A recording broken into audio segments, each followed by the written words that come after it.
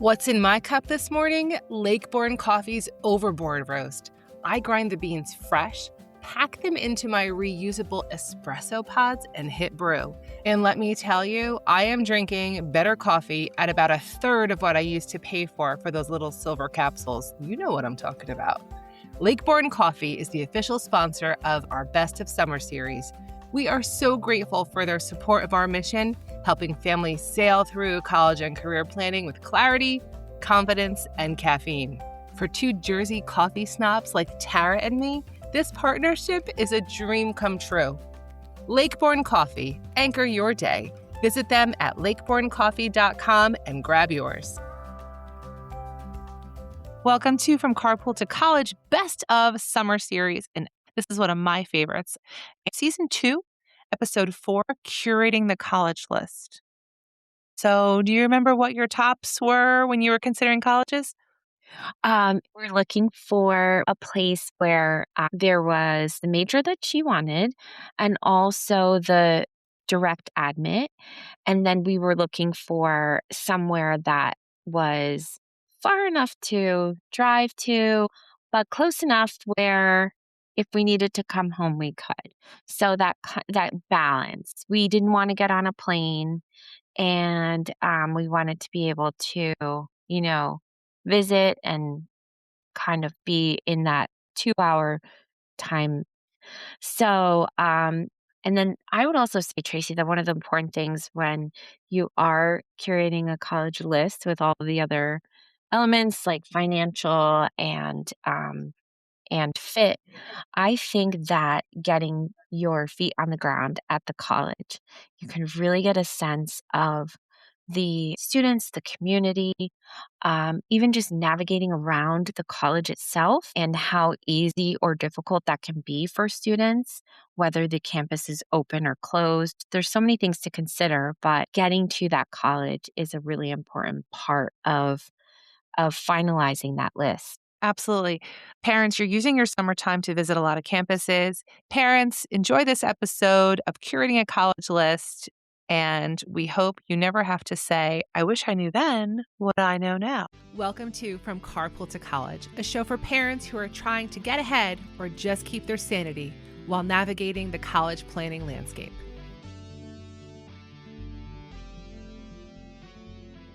Welcome to From Carpool to College. I am Tracy Amadeo. And Tara Horitz. And in this episode, we're going to talk about curating the college list because Tara and I are getting a lot of calls for that right now. Oh, man. Did you hear that, everyone? That's another call. Is it, though? Yeah, actually, it is a client. Mm-hmm. That's so funny. Love the MacBook. Love how my Mac is synced to my phone. I know. But 'tis the season for our seniors to be all set with their applications. And now we are working with our juniors and even some sophomores who are looking at curating their list. So we wanted to address how we do it a little bit behind the scenes. Right, exactly. So we usually have a family intake meeting, right? Yes. Where we go through and, get to know where the family is in the process, where they usually are in the beginning stages. But we go through and we get to know what's important to them and their child and what they want in terms of a college. And sometimes it can be a big web that they cast, and sometimes it can be kind of small. We try to, if it's too small, encourage them to think a little bit bigger than that. And if it's too big, then our favorite thing is to kind of, bring them in a little bit.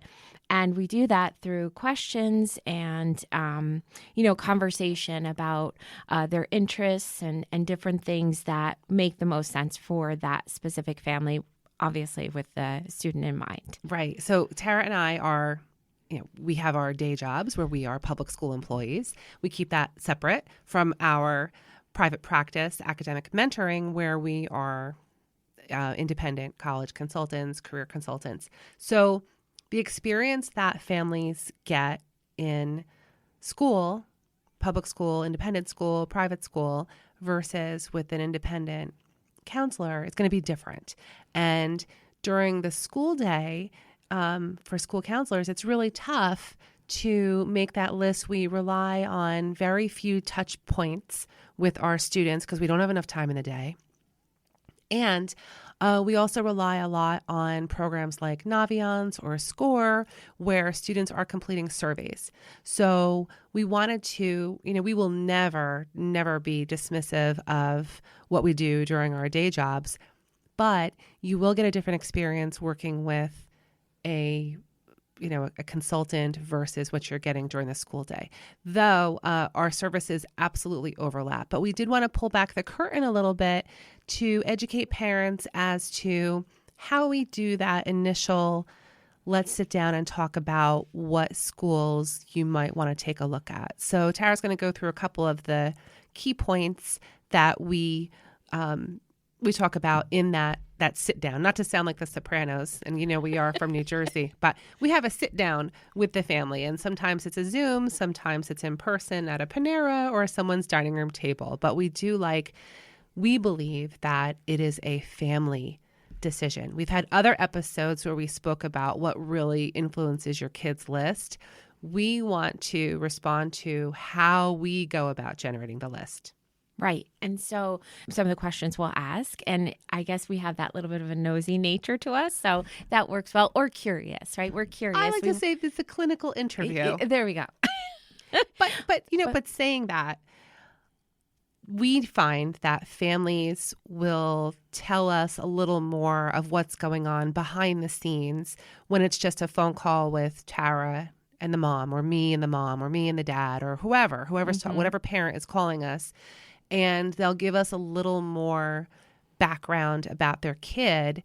And then what I see as a school counselor during the day, it's a lot more guarded. Oh, because I know for me as a mom, I'm not telling the school what's going on in my house. Right.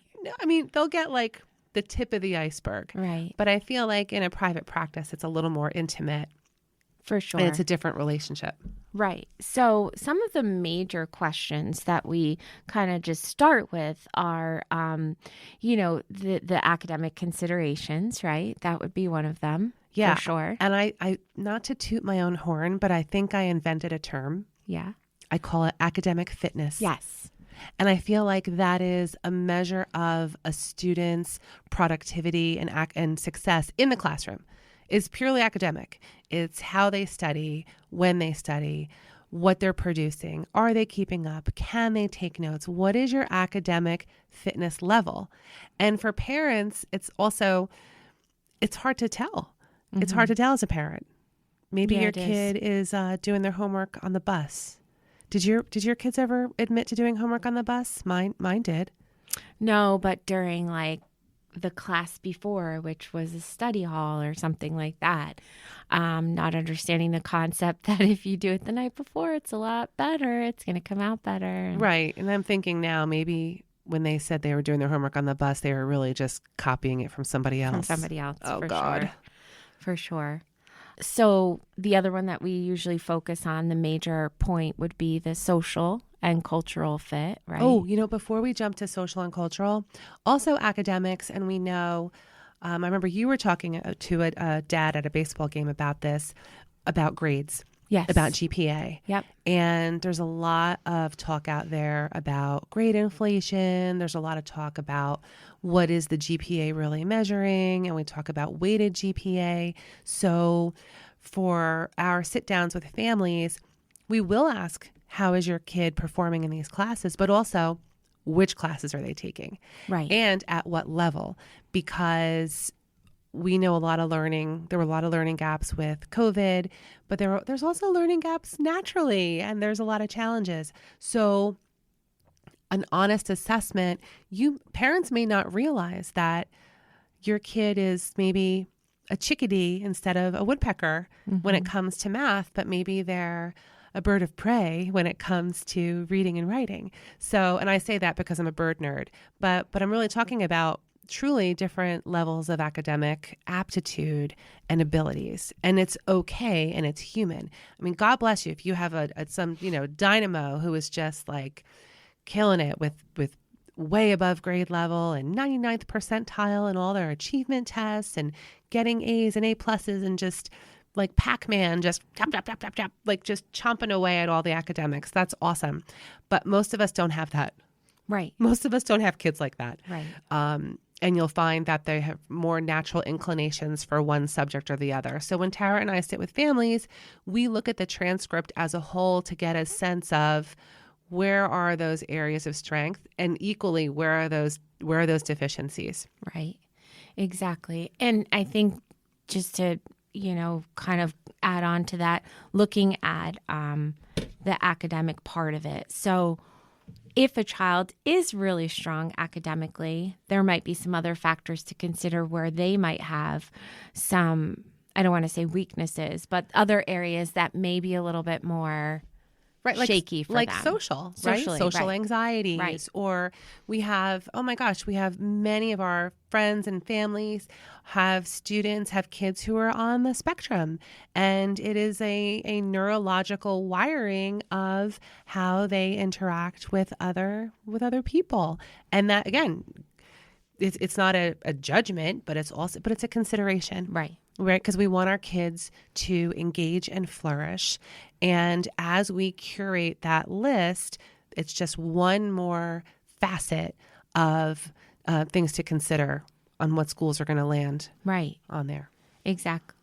And I think with that social and cultural fit, we like to know what types of community organizations or different, affiliations that a family and a student may have, because then we can offer some recommendations that may not even have been on their radar. Sometimes students and families will come with a list that they think is the one for them.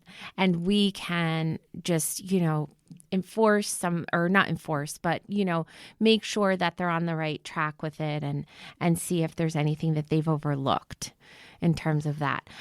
But so moving to the next one, we're thinking of location, I would say, right? And that's another absolutely. one with list. That might be the first one. I love it. During my day job, I have a big map in my office, and my kids love it. Well, I'm a map nerd anyway, so I love just the spatial representation of where these schools are located in relation to where I live and where we live. So how far is too far? Do you want to travel in a car to visit your kid? Do you want to be, how far away do you want your kid to be? Now, parents, I'm talking specifically to you, parents. You know your kid. Your kid may say, get me the heck out of insert your state, right? Get me out of Jersey. Mm-hmm. Okay. Right. Well, that could be 3 hours. That could be 2 hours one way. That could be 90 minutes one way, or half an hour. It depends on where you live. But really, it's an issue. It's a function of how accessible do you need to be to touch base on your kid, realistically. So, for example, one of my guys was 4.5 hours away from school.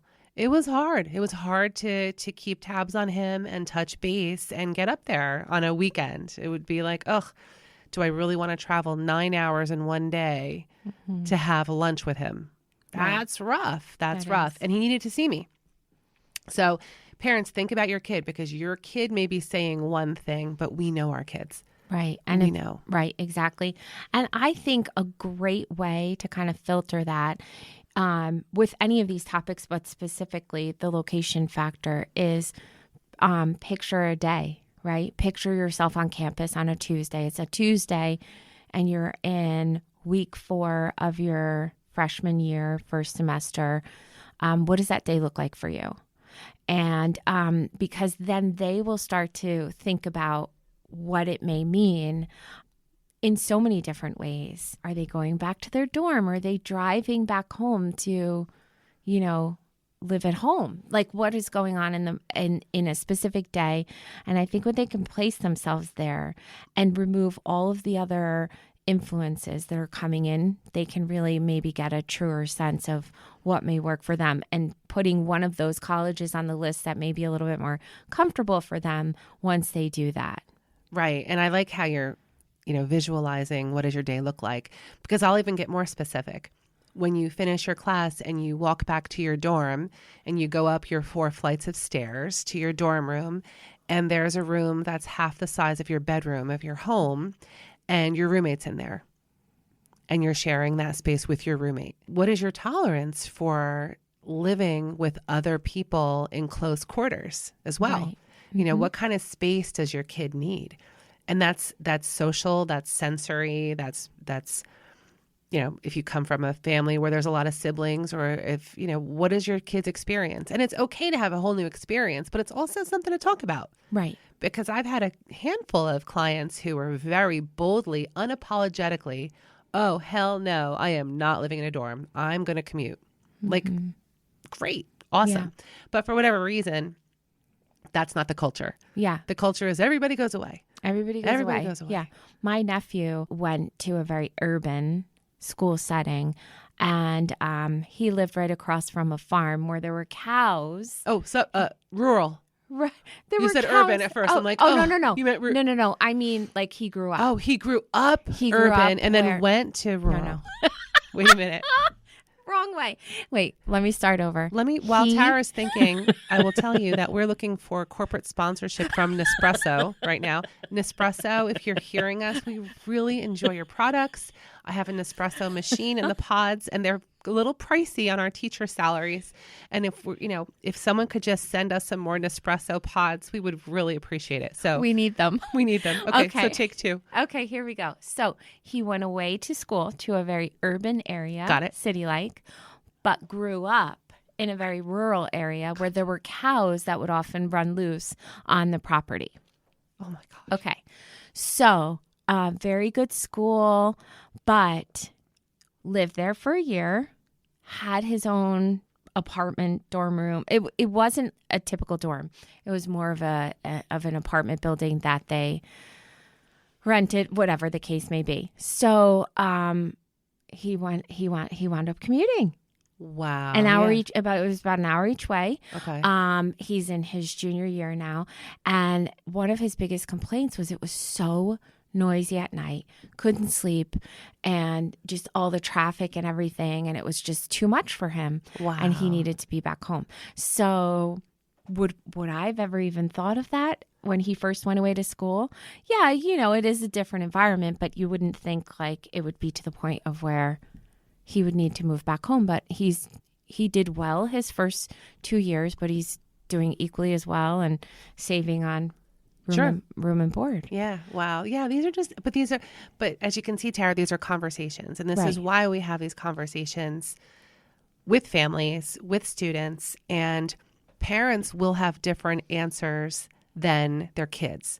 And it's important for us as consultants, we listen to both. Right. We will listen to both. And very often we'll say, okay, well, here's a list that your parents have their, stamp of approval on. And here is the list that the student, the client will have what their wish list is. And then we meet somewhere in the middle, of course, but we don't ever want to box out someone's ideas. But again, like Tara's example, great example for that. And we also don't want to be the only person of our kind type situation in that school. So let's say diversity is a huge thing. And for us in Northern New Jersey, we're like a human spice rack over here. Mm-hmm. And for a North Jersey kid to go somewhere that's less diverse in every way, even with food and culture, is a bit of a shock and adjustment. Not that you would throw out a total school for that, but it's a consideration. Right. Definitely a consideration. So These are all the conversations we have as we curate our school lists. That's right. The next thing that we always consider is the cost, right? Oh. So I don't think, correct me if I'm wrong on this, I don't think that an initial list should start with what can we afford. I think it should start with where might you be interested in applying or looking into. And then from there, we start to bring that conversation in about cost. I don't think it should initially be, well, these are your 3 options because this is all that's within our budget. That's just my personal. No, that's absolutely it. Because just like no one's paying sticker price right for a college. Right. So and if you are, we need an intervention on that one because you're being bamboozled. But we're not it's a consideration, yes, and it becomes more of a consideration in a couple of facets. So we're talking about what kind of school, I don't want to, it's so hard to talk about this without talking. She's shaking her head. Don't say it. Don't say Penn State. Don't say Penn State. I love Penn State, but I will say it. Okay. I'm going to, because I'm a Jersey girl. Okay. So everyone loves Penn State in North Jersey, but Penn State, I'll talk about Texas, University of Texas at Austin. Okay. So University of Texas at Austin, it's a beautiful school. But guess what? Their whole jam is to take care of Texas first. And 90% of their students are from the great, big, beautiful state of Texas. Okay. Mm-hmm. So they're going to take care of their own, which every state school, flagship school, should. It's part of their mission. Mm-hmm. So as we apply to out-of-state schools, yes, tuition, you may have a lower sticker price, but if you're out of state, you're paying full price.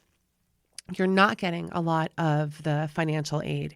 You're not getting a lot of the same scholarships that were offered to in-state students. So these are all price considerations. Mm-hmm. So yes, make your list with not really like being budget minded, but as it gets closer, when you examine what you would be eligible for merit money, that becomes the finalization of, well, this could be a great school for you because you won't be paying full price. If that makes sense. Does that make sense? Or do I need more espresso No. also? Nespresso No. pods, Virtuo machine. For those of you who are listening, we will happily take them. No, that makes sense. But I think like when you're talking to the parents who are very systematic and organized yes. I think that when it comes to the college list, it should fall together a little bit more organically at first, and then you run it through the filters, right?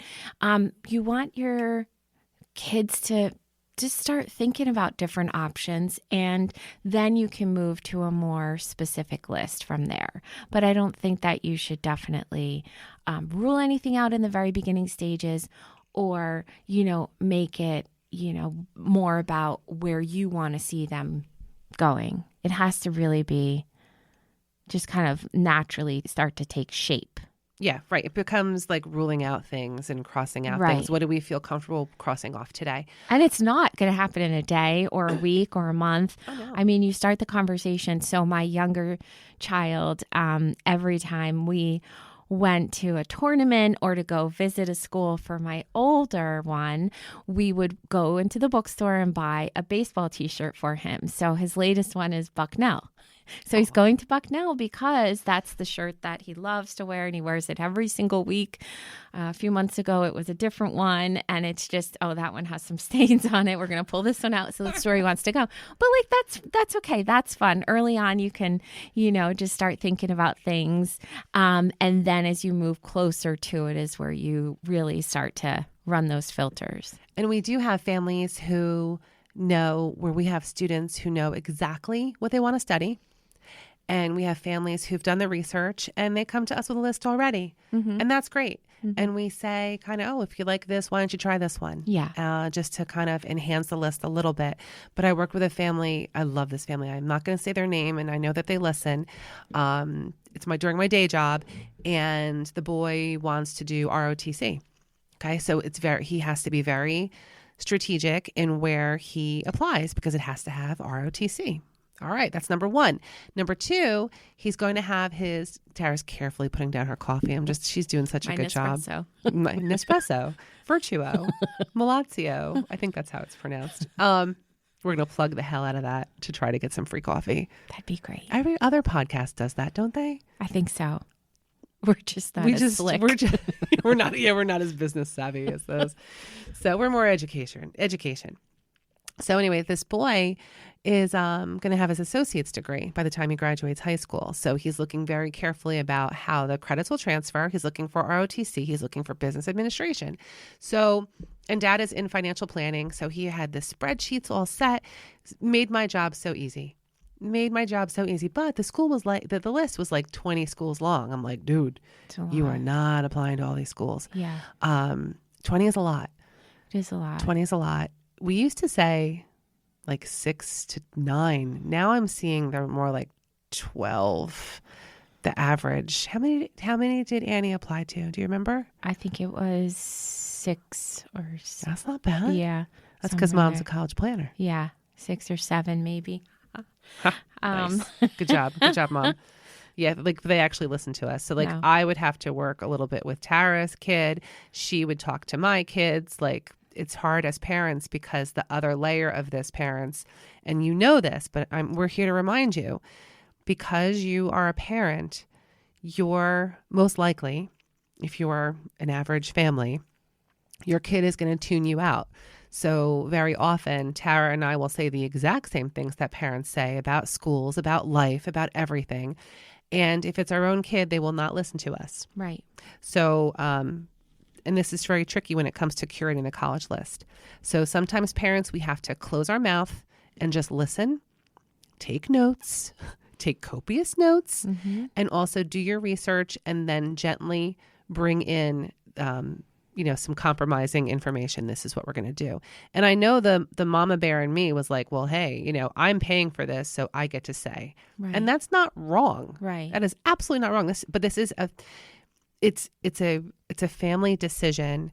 And the trick is to have our kids be kind of push against what the other episode we had about what really influences your kids' list. Just kind of keep an open mind and make educated decisions as a family unit. It's tough though. It is tough. It is tough.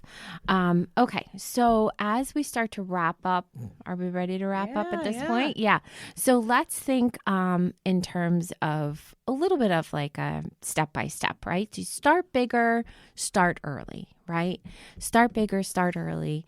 And it is going to change. That college list is going to change, right? So you start big, then as you explore those different schools, you can dive a little bit deeper into it. If it allows you and you're able to, if schedule wise, financially, make a trip or two, because that will help. Really, I had a student who thought for sure, definitely this one school, was 100% certain, got on the campus and was like, never. Mouth it to me. Don't say it out loud. Oh, yes. Yep. And so, sorry, listeners, but I couldn't. But that is, that could happen. I was shocked. I was totally shocked about it, but it will happen. And, for whatever reasons. But so just start big, start to narrow, as I would say, that early junior year, sophomore year is happening, because then you can really kind of make your plan to visit, and then go into the more specifics of the cost and, majors and all those filters that, will help you to decide. Oh, for sure. And parents, the resources that we love when parents use the net price calculators on the websites for each school. We love when parents refer to the local data that is part of Naviance or SCORE or the college software that your high school subscribes to. Use that local data. And we love, like, the College Board has great, like, My Big Future. Like, there are a lot of great sources to fill out the questionnaires about size and location and majors, and use it. Use the AI. Use it all.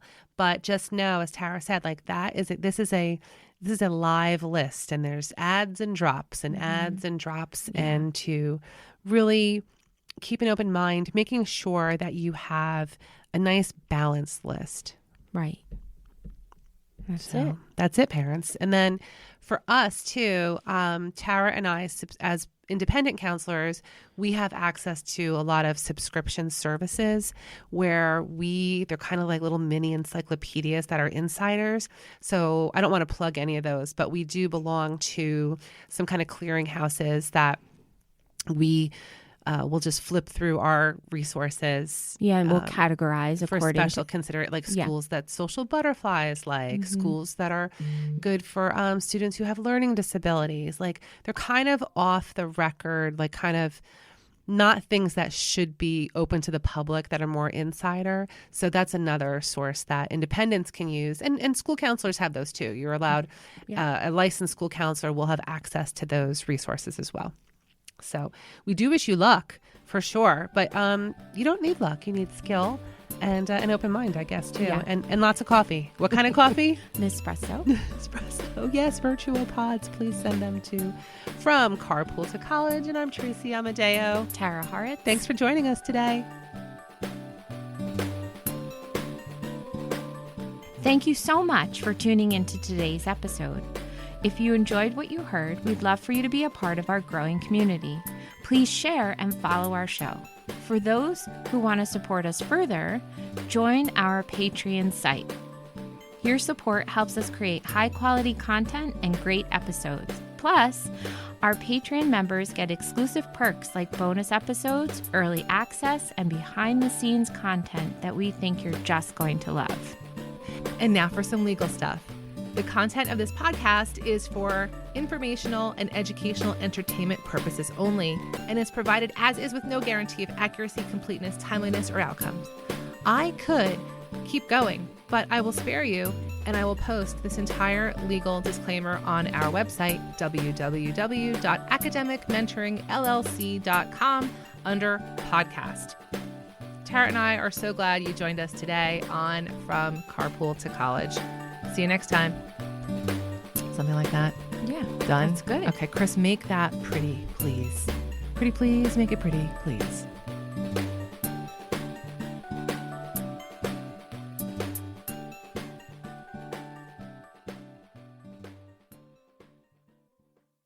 Like Pac-Man, just tap, tap, tap, tap, tap.